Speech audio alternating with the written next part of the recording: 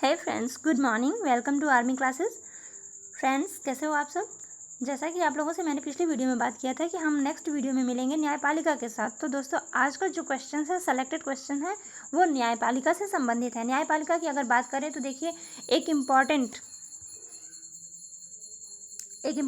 Role play करता है न्यायपालिका।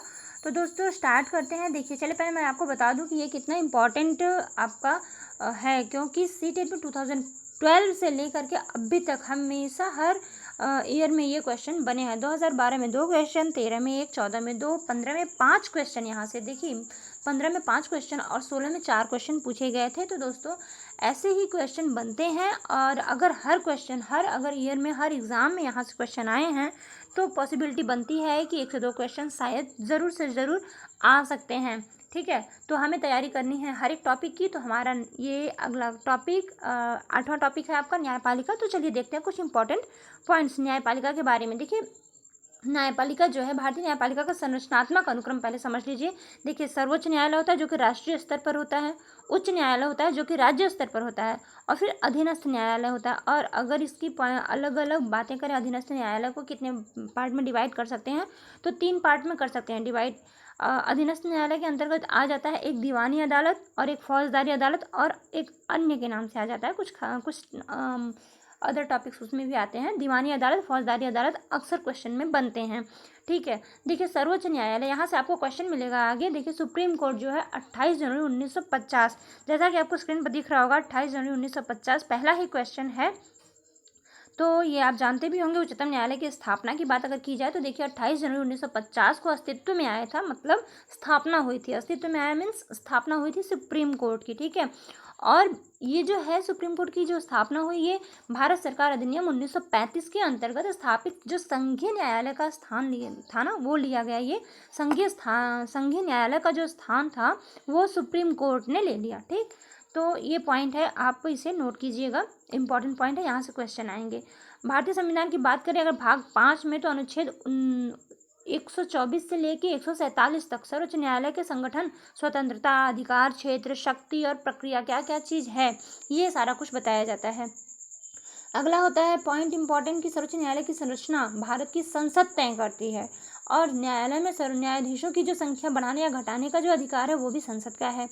प्रारंभ में अगर स्टार्टिंग में बात करें, मुख्य न्यायाधीश तथा और 7 जजों की संख्या निर्धारित की गई थी। वर्तमान में इस समय कितने न्यायाधीशों की संख्या है? 31 है, आई थिंक 31 है, जिसमें भारत का मुख्य न्यायाधीश भी इसमें इंक्लूड है। ठीक है, नियुक्ति के बारे में बात करें दोस्तों, ये कुछ पॉइंट है जो कि बताना ज़रूरी है। तो ये कुछ पॉइंट के साथ साथ हम आगे देखेंगे क्वेश्चंस, इंपॉर्टेंट क्वेश्चन, तो बने ज़रूर रहिएगा दोस्तों।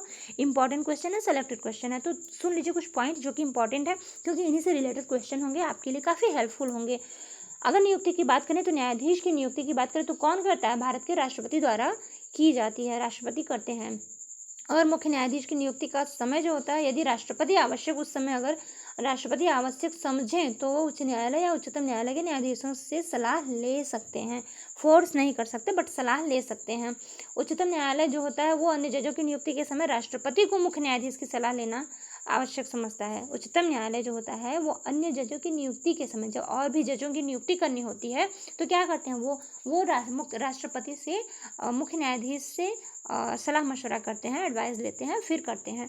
और यदि राष्ट्रपति को ऐसा लगे कि न्यायालय पर कार्यभार ज़्यादा है, देखिए इंपॉर्टेंट पॉइंट, यदि न्यायालय पर कोई कार्यभार मतलब ज़्यादा वर्कलोड होता है तो उस समय कुछ समय के लिए विशेष न्यायाधीशों की नियुक्ति की जाती है।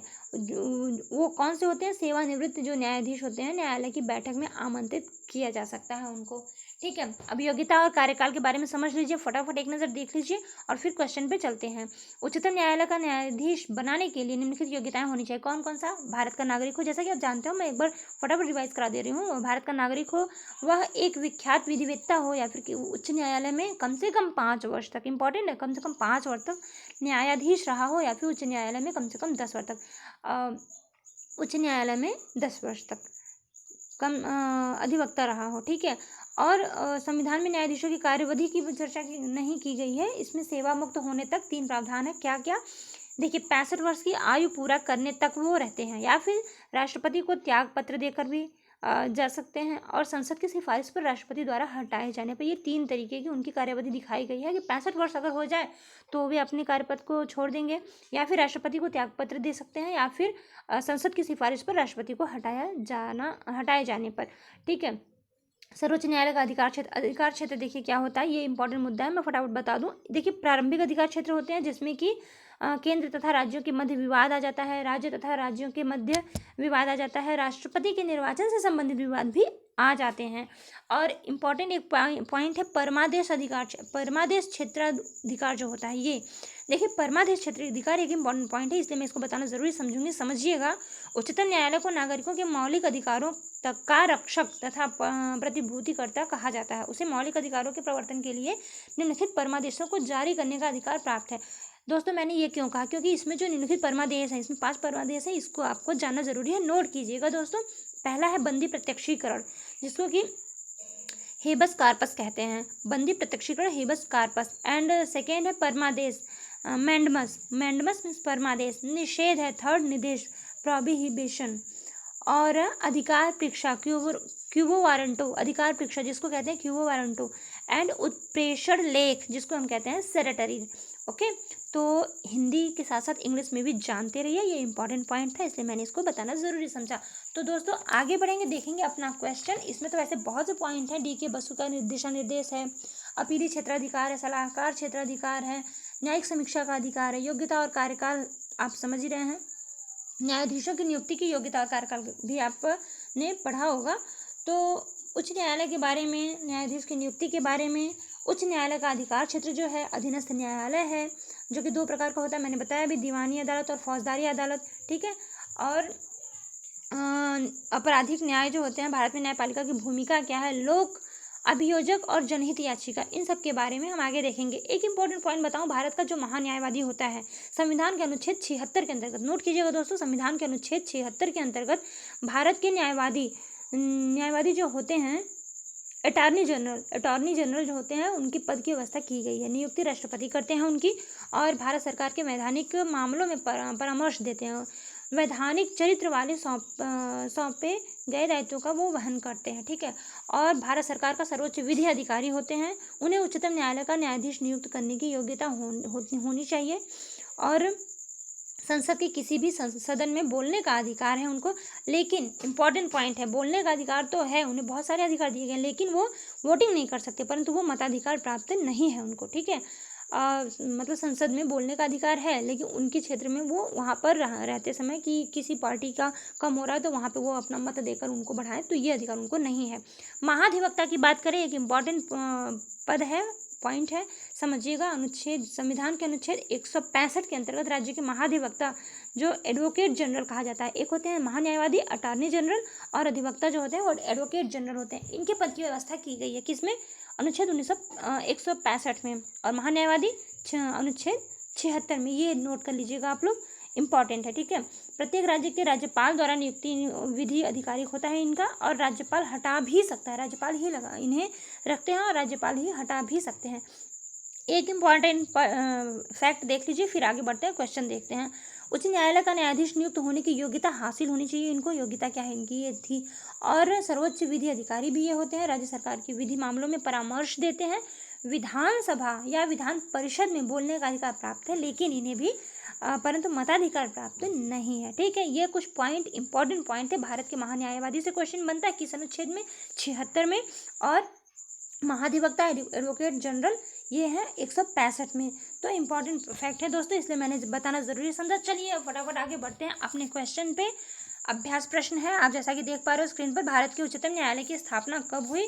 तो आप अभी हम लोग फटाफट देख रहे थे इंपॉर्टेंट पॉइंट, तो उसमें आपने देखा होगा कि भारत के उच्चतम न्यायालय की स्थापना जो हुई वो 28 जनवरी 1950 को हुई। तो जो जैसा कि मैं बता चुकी हूँ आगे, तो फटाफट आगे बढ़ते हैं। अब इस पर मिनट दिए हुए, क्योंकि इसमें कुछ समझने की चीज़ नहीं है, ये फैक्ट है, इसे आप याद कर लीजिए। ठीक, 28 जनवरी 1950। अगला क्वेश्चन है, उच्चतम न्यायालय की चर्चा संविधान के किस भाग में है। उच्चतम न्यायालय की चर्चा संविधान के किस भाग में है, अगर बात करें भाग 2, भाग 3, भाग 4, भाग 5।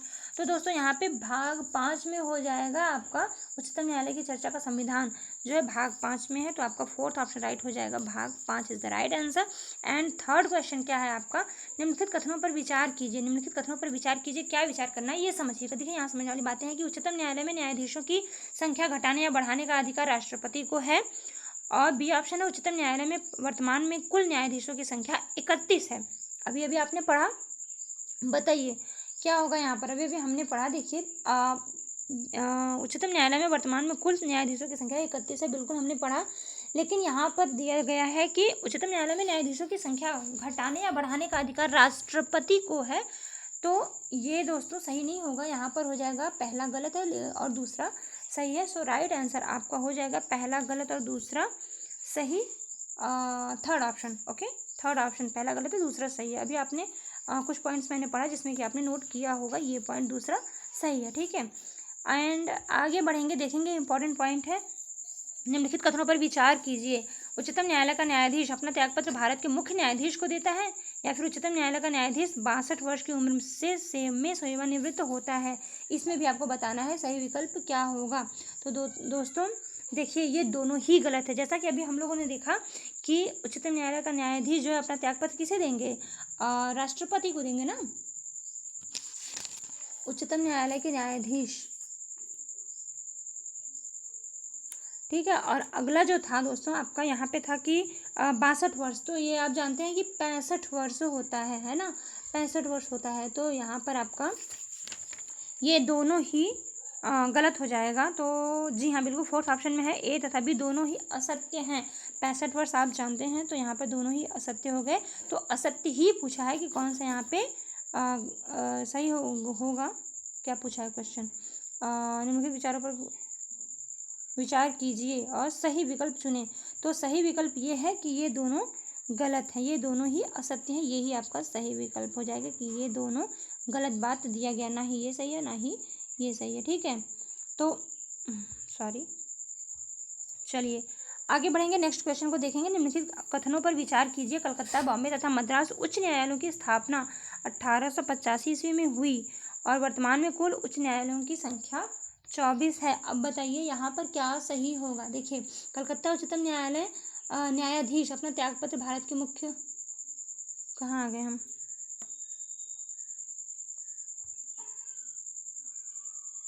सॉरी चौथा क्वेश्चन अभी हम लोग को करना है, नहीं हमने चौथा कर चुके हैं, हम पांचवा करना है, सॉरी ठीक ठीक ठीक। निम्नलिखित कथनों पर विचार कीजिए। कलकत्ता, बॉम्बे तथा मद्रास उच्च न्यायालयों की स्थापना 1885 ईस्वी में हुई। वर्तमान में कुल उच्च न्यायालयों की वर्तमान संख्या जो है, वर्तमान में कुल उच्च न्यायालयों की संख्या जो है 24 है। तो दोस्तों थोड़ा सा एक पॉइंट है जिसको कि आप लोग थोड़ा सा देखिएगा कि इस समय कुछ संख्या बढ़ी है या घटी है, ये क्वेश्चन के अकॉर्डिंग, मतलब ये जब का पेपर है अभी, तो ये इस समय इसमें जो आंसर है ये है पहला सत्य और दूसरा सत्य है, मतलब वर्तमान में कुल उच्च न्यायालयों की संख्या 24 है। तो देखेंगे हम क्या संख्या 1-2 बढ़ी है या फिर अभी ये फैक्ट आंसर सही है आपका, तो देखिएगा और कमेंट जरूर कीजिएगा। तो यहाँ पर हो जाएगा आपका थर्ड ऑप्शन राइट,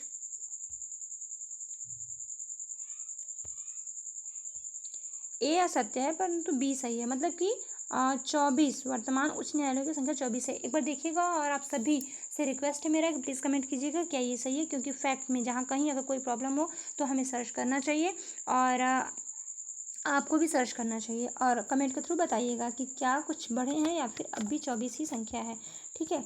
अभी मैं थोड़ा रिकॉल नहीं कर पा रही हूँ, देखूंगी मैं भी, ठीक है। आगे बढ़ेंगे, निम्नलिखित कथनों पर विचार कीजिए। उच्च न्यायालय के न्यायाधीशों की नियुक्ति संबंधित राज्य का राज्यपाल करता है। उच्च न्यायालय के न्यायाधीशों की संख्या राष्ट्रपति निर्धारित करता है। सही विकल्प आपको बताना है यहाँ पे। दोस्तों यहाँ पे अगर सही विकल्प करें तो देखिए पहला तो सही नहीं है, हाँ दूसरा सही है कि उच्च न्यायालय के न्यायाधीशों की नियुक्ति संबंधित राज्य का राज्यपाल करता है और उच्च न्यायालय के न्यायाधीशों की संख्या राष्ट्रपति निर्धारित करता है। तो बी ऑप्शन सही है, राष्ट्रपति करता है, यहाँ पे बी ऑप्शन राइट हो जाएगा, ठीक है। जो भी कुछ मैंने स्टार्टिंग में बताया दोस्तों वो एक इम्पॉर्टेंट फैक्ट था, उस इम्पॉर्टेंट फैक्ट को आप ज़रूर ही ध्यान से सुनिएगा, 2 से 3 बार आप सुनेंगे तो आपके ये सारे जो क्वेश्चंस आ रहे हैं इन क्वेश्चंस का एक तरीके से आपको वहाँ पे आंसर मिल जाएगा। जो मैं बता रही थी आपको, कुछ इंपॉर्टेंट पॉइंट बता रही थी। तो यहाँ पर देखिए क्वेश्चन क्या, छठवां का क्वेश्चन क्या कह रहा है कि हमने देखा अभी पहला तो असत्य है, पहला सही नहीं है, दूसरा सही है। तो यहाँ पे थर्ड ऑप्शन राइट हो जाएगा। ठीक, थर्ड ऑप्शन राइट हो गया। नेक्स्ट क्वेश्चन है, उच्च न्यायालय के न्यायाधीश से संबंधित निम्न में से कौन सा कथन असत्य है। यहाँ पर भी आपको गलत बताना है, तो हम अंडरलाइन कर लेते हैं, फटाफट अंडरलाइन कर लेते हैं क्योंकि ये इंपॉर्टेंट है। अतः कोई भी क्वेश्चन गलत ना हो, इसलिए ये इंपॉर्टेंट है। न्यायाधीश की नियुक्ति होने के लिए भारत के राज्य क्षेत्र में 10 वर्ष तक न्यायिक पद पर रहा हो और भारत के किसी उच्च न्यायालय में 10 वर्ष तक अधिवक्ता रहा हो, अपना त्यागपत्र राष्ट्रपति को देता है और 65 वर्ष की उम्र में सेवानिवृत्त हो जाता है। उच्च न्यायालय के न्यायाधीश से संबंधित तथ्य बताइए, इसमें से गलत बताना है आपको, कौन सा गलत है। तो मैंने बताया है आपको, अगर आपने ध्यान से सुना होगा तो आप इसको सही बता पाएंगे। देखिए, उच्च न्यायालय के न्यायाधीश से संबंधित निम्न में से कौन सा कथन असत्य है। तो 65 वर्ष की उम्र में सेवानिवृत्त हो जाता है। 65 वर्ष तक कार्य तो करते रहते हैं ना, 65 वर्ष की उम्र के बाद होते हैं ना, तो 65 वर्ष की उम्र में सेवानिवृत्त हो जाता है। ये आप ध्यान दीजिएगा, छोटी छोटी चीज़ें, छोटे छोटे पॉइंट्स है और बाकी सब सही है। असत्य पूछा गया है तो यही असत्य है।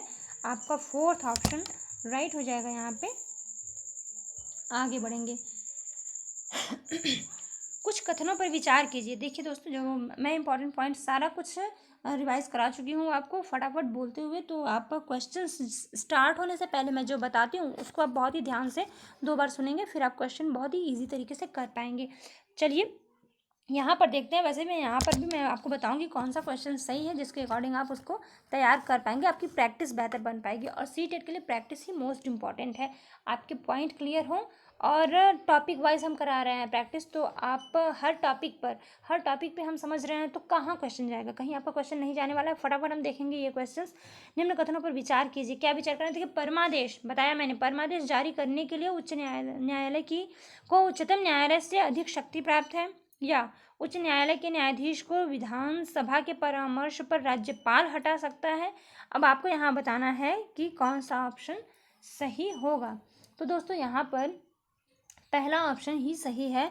पहला ऑप्शन यहाँ पर ए सत्य है और बी असत्य है। परमादेश जारी करने के लिए उच्च न्यायालय को उच्चतम न्यायालय से अधिक शक्ति प्राप्त होती है। परमादेश जारी अगर करना हो तो उच्च न्यायालय के पास ज़्यादा शक्ति होती है अकॉर्डिंग टू सुप्रीम कोर्ट के, उच्चतम न्यायालय के। ठीक है, तो पहला सही हो जाएगा। राइट आंसर फर्स्ट ऑप्शन ही राइट हो जाएगा आपका, पहला जो है सही है, बी दूसरा सही नहीं है। ठीक है, नेक्स्ट क्वेश्चन देखते हैं दोस्तों। आपका 9वां क्वेश्चन है, निम्न कथनों पर विचार कीजिए।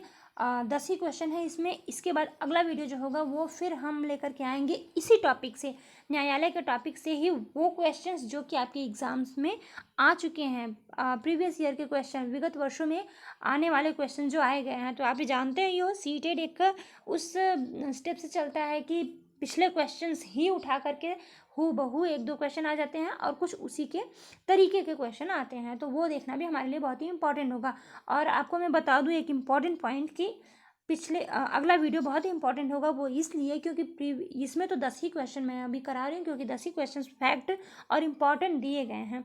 और विगत वर्षों की अगर बात करें तो विगत वर्षों में दोस्तों काफ़ी क्वेश्चन हैं, कम से कम 15 से 20 क्वेश्चन आएंगे आपको जो कि विगत वर्षों में पूछे जा चुके हैं। तो बहुत ही इंपॉर्टेंट क्वेश्चन है, वो आप बिल्कुल भी स्किप मत कीजिएगा, देखिएगा ज़रूर हमारा अगला वीडियो। तो अगले वीडियो में हम विगत वर्षों के लिए क्वेश्चन लेकर के आएंगे। फिलहाल अभी हम यहाँ देखते हैं कि हमारा इसका कौन सा आंसर सही होने वाला है। देखिए, निम्न कथनों पर विचार कीजिए। तो अधीनस्थ न्यायालय उच्चतम न्यायालय के पर्यवेक्षक में कार्य करता है, पर्यवेक्षण में कार्य करता है। और दूसरा है, जिला न्यायाधीश जिले का प्रमुख न्यायिक प्राधिकारी होता है।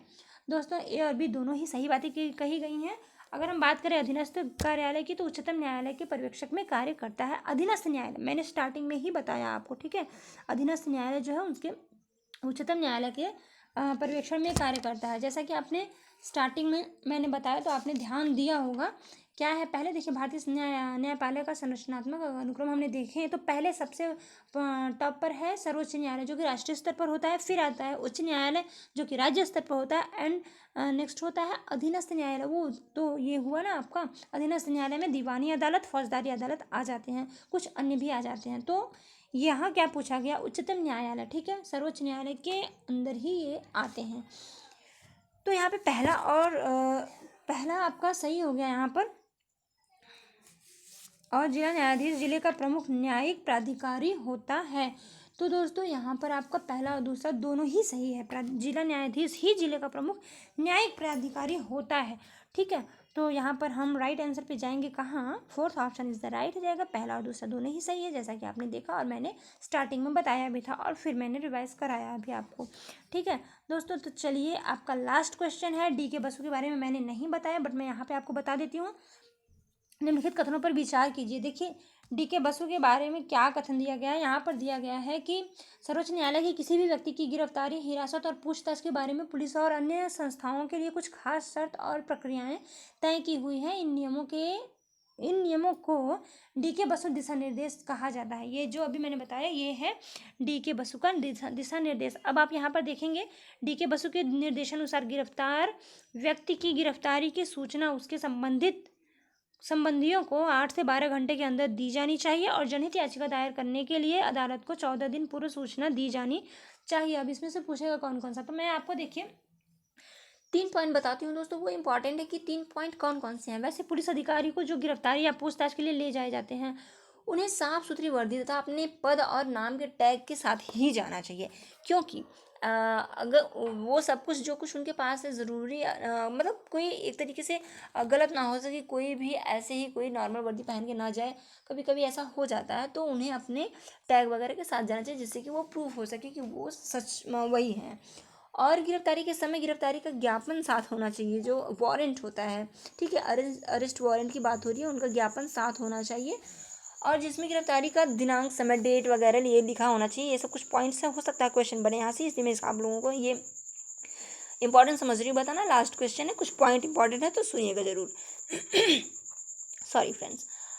कम से कम एक साक्षी व्यक्ति द्वारा अभिप्रमाणित होना चाहिए, ठीक है।